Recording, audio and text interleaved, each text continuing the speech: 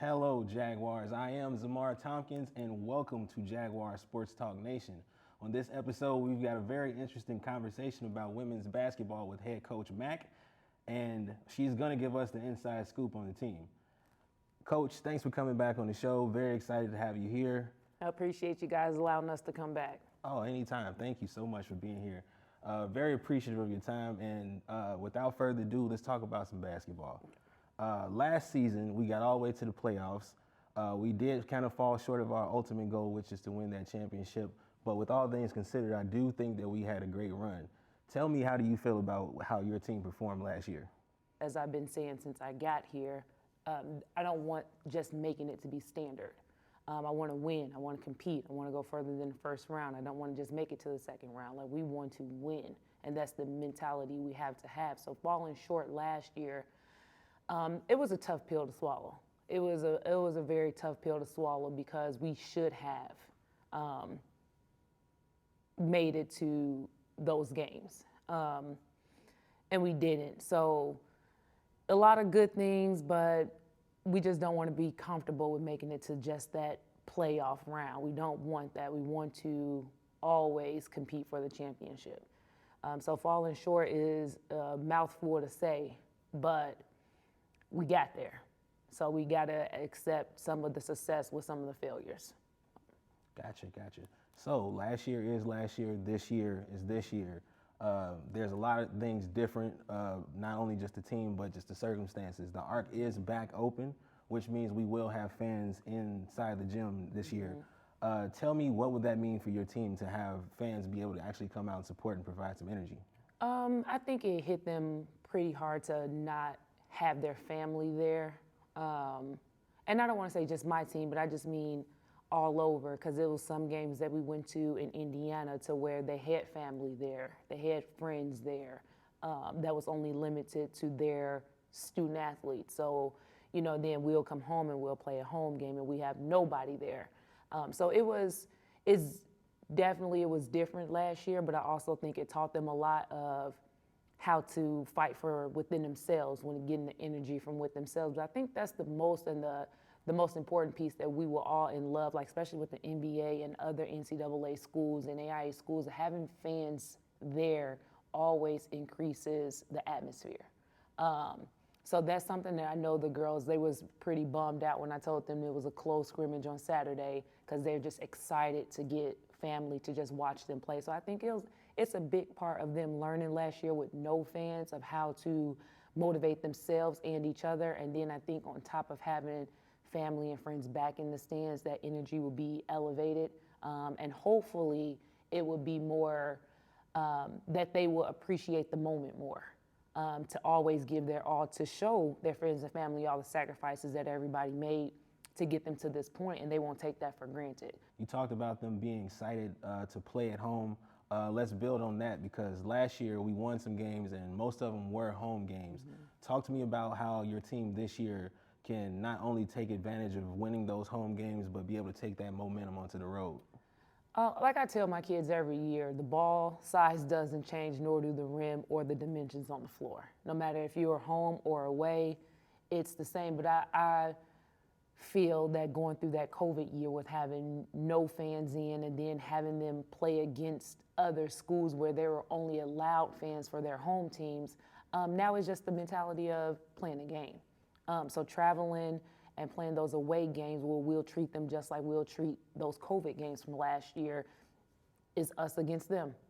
So that's the mentality that they come in with. That's the mentality we're going to preach. And on those away games, I think they're just tougher. I think they just have the mentality of, we know that this is your home court, but we're here to compete.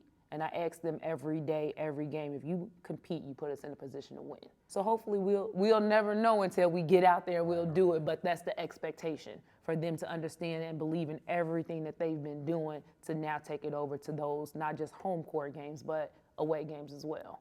Gotcha. So you talked about expectations. If we're going to take a quick look at what we did last year, we were averaging around 37 rebounds a game. How big are your expectations for you to keep that going for your ladies this year? Rebounding is one of the most important parts of the game.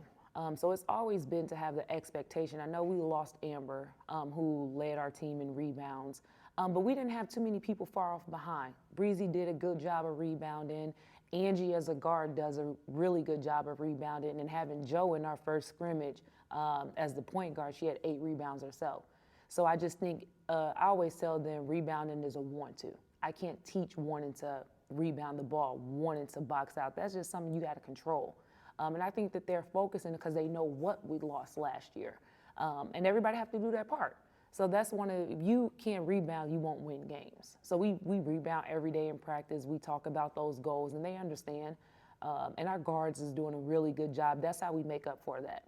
Don't depend on just our post players. Aaliyah is just an athletic post player that can elevate up over a lot of people to get rebounds. But half the time it's the guards who get offensive rebounds because they're crashing in. So that's one of our main focus this year, and we'll see how it goes. If we can rebound the ball, we'll put ourselves in a position to do great every game. Okay, I believe so. Thank you for that, Coach. We're going to take a quick break real quick. We'll be right back. We're going to talk about recruitment during the off season on the other side of the break, so don't go far. A new art piece has been added to the #1 nationally ranked Nathan Mantle Sculpture Park. Stargazing with Contrails was added to the Nate in 2021. This steel monument can be seen across the GSU pond and stands at 21 feet tall. Chicago artist Terrence Karpowitz created the piece with the generous gifts from Paula and Linda Uzero. The Nathan Mantle Sculpture Park is free to the public and is open year-round with over 30 different art pieces scattered throughout the GSU landscape. Come visit the Nate the next time you are in the Chicago Southland. You will not be disappointed. Welcome back, Jaguars. We're still here, and we're still talking about basketball with Coach Mack. Coach, so last year ended, off season's here. You got a lot of holes that you got to fill in your team. You know what you want from your team. Tell us, what was your approach and what were you looking for during recruitment in the off season? We were just recruiting more depth. Last year, we had a nice core, and then we had a lot of contribution from our bench, but we needed more from that. Like, we just can't move forward depending on 2 or 3 people. We can't do that. We knew what Amber was going to give us last year. We knew what Breezy was going to give us last year. We knew what Angie was going to give us last year. And then everybody else was kind of up in the air of somebody to do their part here, there. And we just needed more. So recruiting, we look to bring in more versatile players who can do more on both ends of the floor. That would take some of that pressure off Breezy. And then having Joe come in. She was here last year, but she was injured, so she didn't get to play. And having her come in and be ready to go to understand what we're expecting and where we want the ball. A lot of them are just stepping up. We don't have to depend on Breezy to score every minute of the game because she has other responsibilities. Breezy's a great post defender.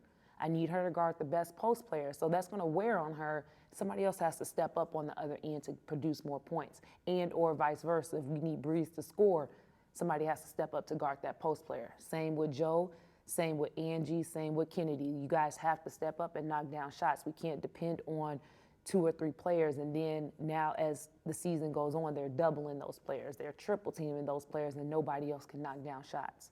So recruiting-wise, that's what we saw after. People who are going to come in and produce on both ends of the floor. So that was one of the main goals for recruiting, and I think we did a good job with bringing some of those kids in. All right, I think you did a good job too. I looked at the roster, and y'all got so many extra weapons that y'all added to the arsenal. But we also still have a lot of players coming back. We talking about juniors right now, that being Angelique Cowan, Trinity Sims, Tabitha Jones. They're all coming back. Talk to me about the role they'll play on this team this year. They're juniors, and their expectations is that. Like, you guys know what the expectations are within the teams, and you know what we have to have from our new kids, from our freshmen who came in, and the transfers who came in. Like, they should be leading by example so they can follow suit with what we're trying to do. And Trinity does a good job. Like, she's always, since her sophomore year, freshman year was kind of new to her, but since her sophomore year, Trinity is probably one of the best vocal leaders who actually understands not just from her position, from the guard position, from the point guard position. And that's not just plays, it's also defenses and understanding personnel. She does a really good job of trying to keep her teammates focused and allowing them to depend on her for that leadership. So she does a really good job with that. And Tabby is just a special player.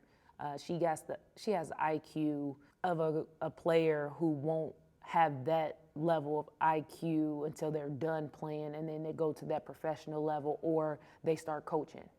So that's a great thing to have with her. Like, she's one of those players who, hey coach, what's going on with this? Like, why can't we do this? And she really wants to understand, because sometimes she sees stuff that we can change and elevate for them to execute with different styles of different teams that's coming in. So it's good to have those juniors and those leadership kids there who knows what we're doing. All right, and we talking about as far as knowing what we're doing. We got a lot of seniors coming back. We got Jordan Towery, we got Miller, Waite, Folan, Breeze is here again. Talk to me about what that means to have them on the team this year. That's just it. Having those seniors, it shouldn't be a lot to coach. It shouldn't be a lot to say. It's always easy to fix things, but when you have a list of seniors and juniors on your roster, it should be a lot of now we're breaking down stuff and executing. They should have that leadership. They should have those expectations. They should have that standard to want to come in and win and set that standard moving forward for the program. So we're in a good situation to where we only have one true freshman. All right, so I'm pumped up for the season. I'm ready to just throw the ball out there and get things rolling. But for people like myself who are a big fan of the women's basketball team, and I know there's plenty more at Jaguar Nation, tell me, is there anywhere we can follow you ladies on social media so we can make sure we stay up to date with everything that's going on? Yes, we have an Instagram page, Governor State WBB Women's Basketball _ Lady Jaguars on Instagram, so you guys can go follow that. And I'm pretty sure some of the ladies have their own personal Instagram under pictures and stuff, so go support them as well. Great, great. Thank you for stopping by, Coach Mack. Now, there you have it, straight from Coach Mack herself. Make sure you follow us at gsujaguars.com to stay up to date with all stats and all the games and the schedules and everything. Also, while you're there, make sure you watch our live broadcast and past broadcasts by clicking the on-demand button. Thank you for coming to Jaguar Sports Talk Nation. I am Zhamarr Thompkins.